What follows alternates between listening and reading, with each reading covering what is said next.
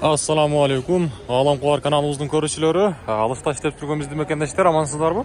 Бүгүн 2023 жылдын 21 октябрь күнү сиздерге даттагыдай Ноокат шаарындагы валюта курс бааларын тааныштырабыз.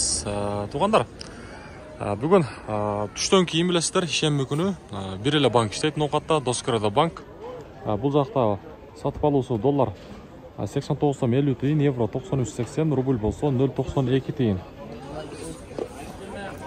Караңыздар, жакшы, түшкөн жок, кече дагы 0,92 болгон. Себеп дегенде билесиздер, 6-күндөрү бир аз түшүп калчу эле.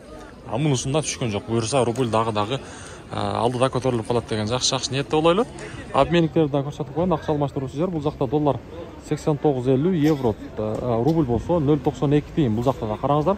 Казак теңге 17 тыйын, өзбек сум 0,72 тыйын болуп турат.